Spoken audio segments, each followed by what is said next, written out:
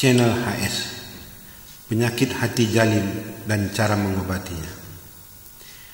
Sebenarnya Al-Quran itu adalah ayat-ayat yang nyata di dalam dada orang-orang yang diberi ilmu, dan tidak ada yang mengingkari ayat-ayat kami kecuali orang-orang yang jalim. Quran Surat Al-Ankabut 29 ayat 49. Assalamualaikum warahmatullahi wabarakatuh. Semoga rahmat karunia dan perlindungan serta keselamatan dari Allah Subhanahu wa Ta'ala tetap kita peroleh dan rasakan nikmat tersebut selama hidup. Salawat dan salam kita sampaikan kepada junjungan kita Nabi besar Muhammad SAW dan para sahabatnya.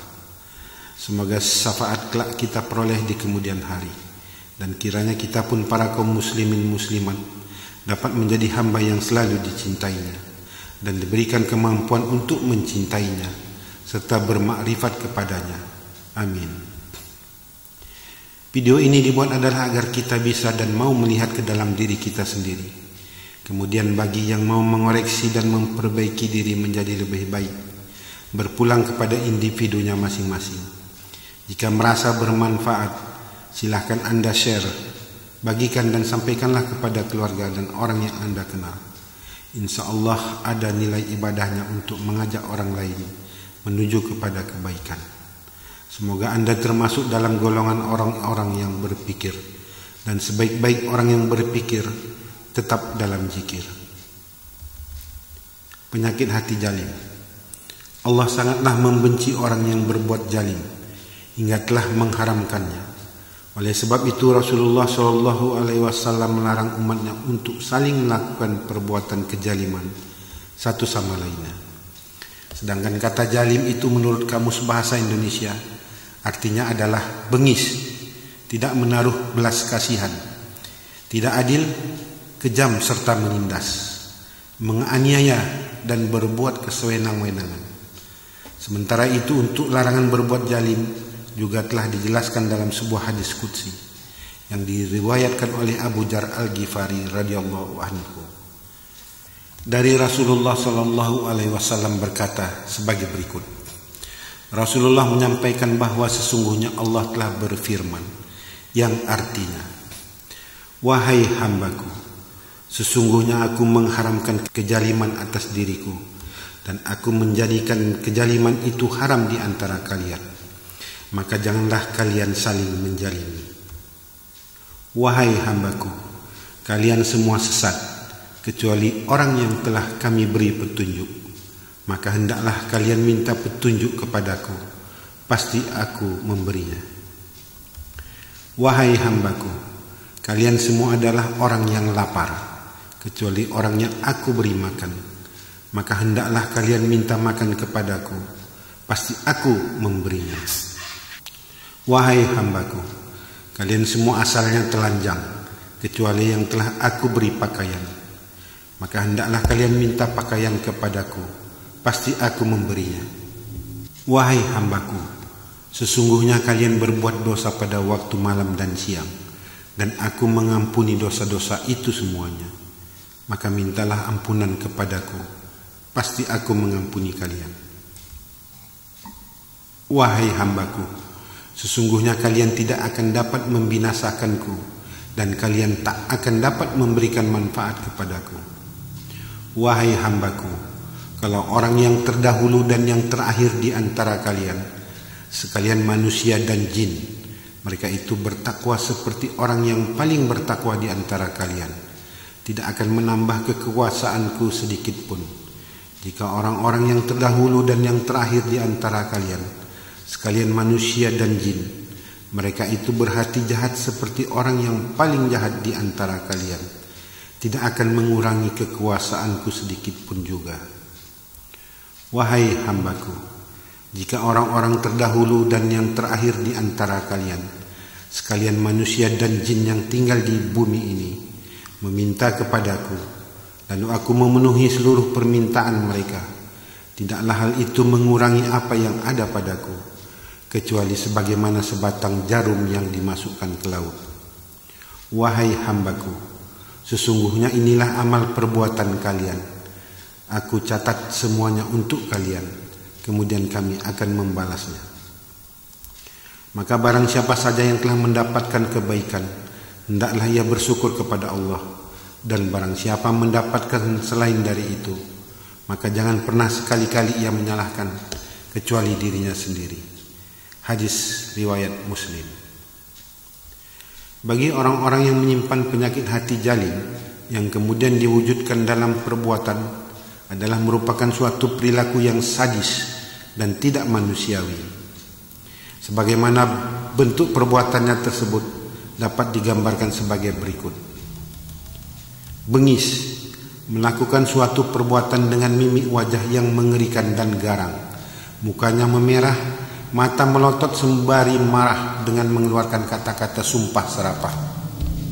Kerap dibarengi dengan reaksi tubuh yang membabi buta atau temperamental, dan ikut sertanya tangan dan atau kaki ke tubuh atau benda orang lain yang ditujunya. Karena emosionalnya tak terbendung atau tidak dapat ditahannya lagi dalam rangka melampiaskan nafsu amarahnya. Tidak menaruh belas kasihan.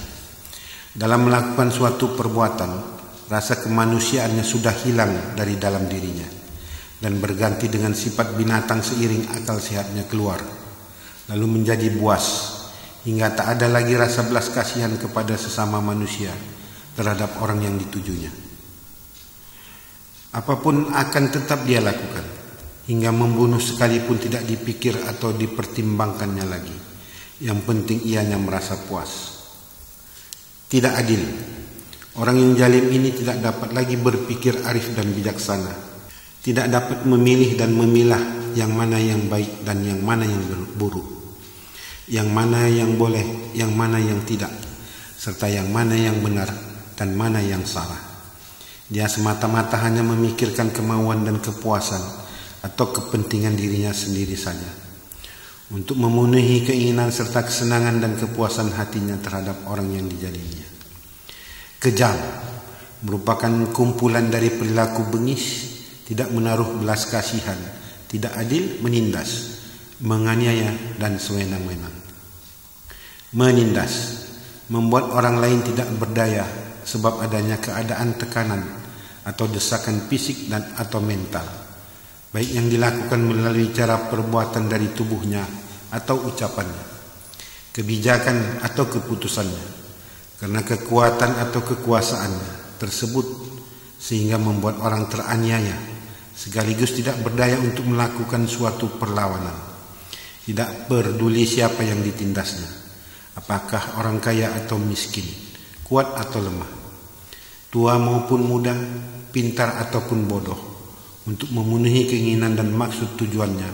Hal itu tidak penting baginya.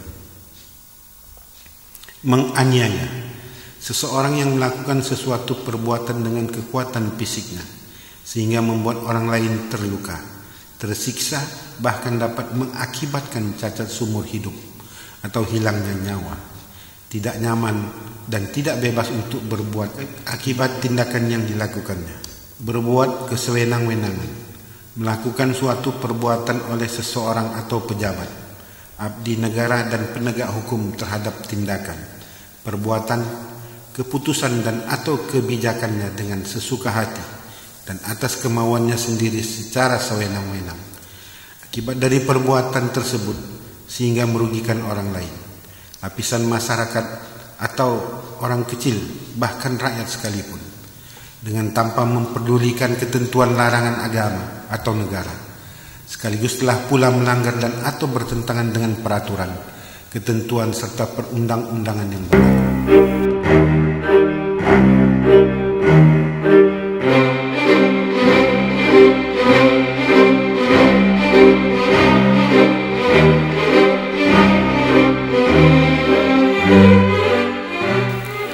Orang yang memiliki sifat penyakit hati ini biasanya telah dibarengi dengan penyakit hati lainnya seperti suka mengejek atau mencaci orang, dendam dan benci berkepanjangan, iri hati dan dengki, suka berbohong, sombong, angkuh atau takabur, tinggi hati, keras hati, suka memfitnah, suka menghina, suka menghasut, munafik, suka marah atau emosional, temperamental, suka mengadu domba, suka menipu, gengsi serta egois.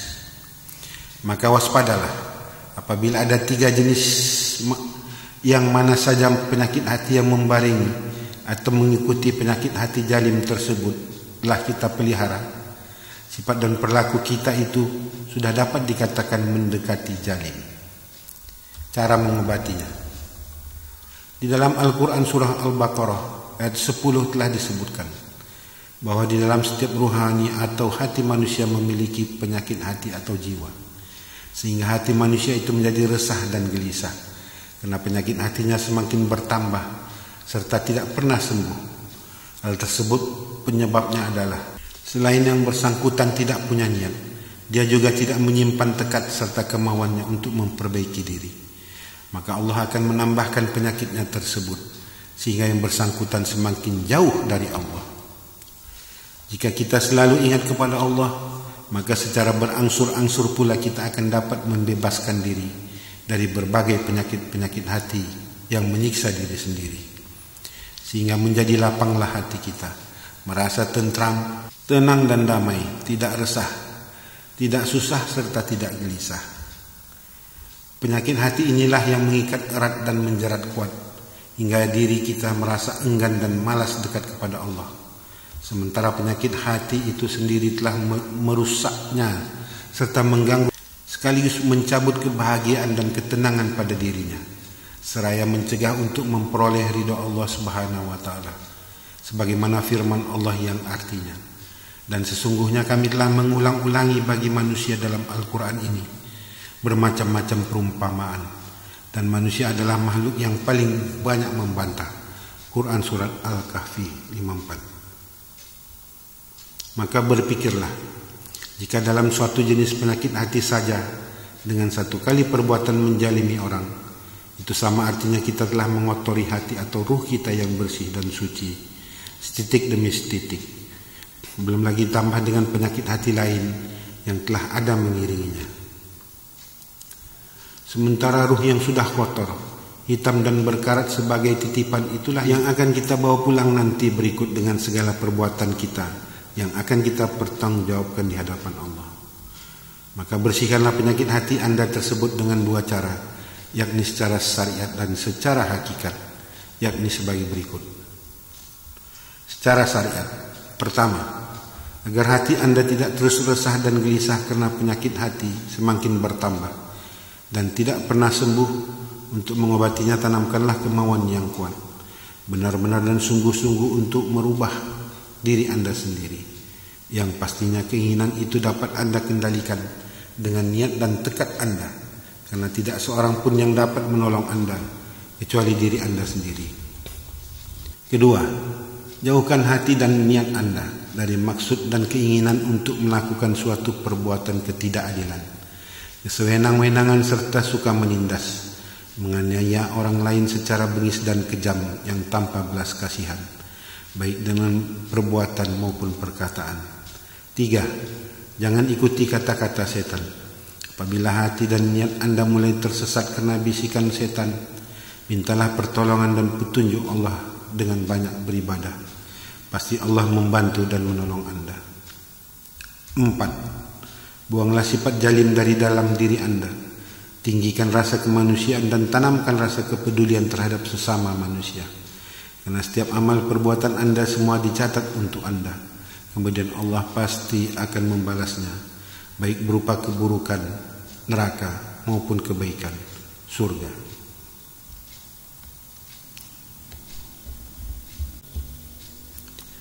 5. Penyakit hati ini hanyalah akan menyiksa dan menjolimi diri Anda sendiri.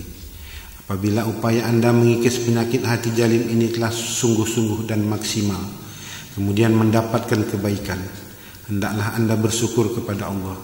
Namun jika Anda memperoleh selain dari itu, maka salahkanlah diri Anda sendiri, karena Anda tidak berniat dan tidak sungguh-sungguh. 6. Berjuang dan berjihadlah di jalan Allah untuk memerangi segala bentuk bisikan setan yang menghasut. Jangan Anda turuti kata hati yang menyesatkan dan merusak diri sendiri, yang selain itu juga telah menjauhkan Anda dari Allah. Maka niatkanlah hati Anda dengan teguh dan tekad yang kuat, serta kemauan yang keras untuk menghapuskan sifat jalim dengan memperbaiki diri. 7. Perbanyaklah ibadah dan bersedekah atau membantu keluarga Anda sendiri maupun orang lain, baik dengan tenaga, pikiran maupun materi. Dan carilah kesibukan yang positif. Lakukanlah semua hal itu dengan ikhlas karena Allah. 8. Karena Allah sangat membenci dengan orang yang berbuat zalim hingga dia mengharamkannya. Maka agar Anda dapat dicintai dan disayanginya, ingatlah dia. Jangan napas mulai berhenti baru Anda mau belajar mengingatnya. 9. Perbaikilah akhlak Anda yang selama ini sangat jelek, agar dapat menjadi berubah kepada sifat yang akhlakul karimah. Jika Anda berniat mencari contoh pola akhlakul karimah, bisa Anda lihat pada channel HS konten video revolusi akhlak bagian 1-9e. 10. Satu hal yang perlu kita ingat, kita tidak pernah tahu sampai berapa usia kita akan berakhir. Mungkin besok atau lusa.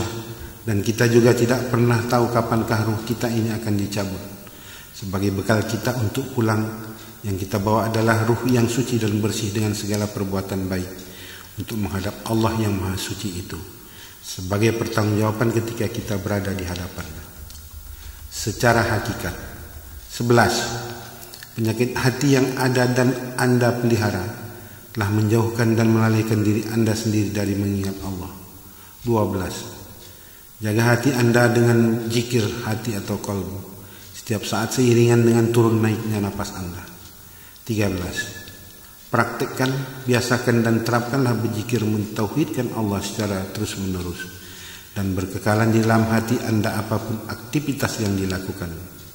Bagaimana caranya? Anda dapat menyimak channel HS konten video sholat khusyuk cara lain, atau cara mudah sholat khusyuk bagian 3. 14. Jika Anda telah menerapkan hal-hal di atas, maka metode yang paling ampuh dan lebih utama serta paling kuat efek dan pengaruhnya adalah dengan cara berzikir mengingat Allah. Dengan Anda selalu mengingatnya, insya Allah segala macam penyakit hati Anda, termasuk penyakit hati yang mengikutinya, secara perlahan akan terkikis sirna.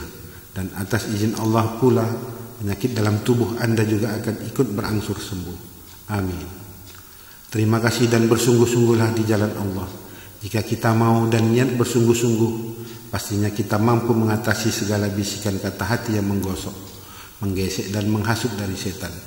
Istiqomah serta berjuanglah sekuat tenaga untuk masa depan kita sendiri yang kekal dan abadi.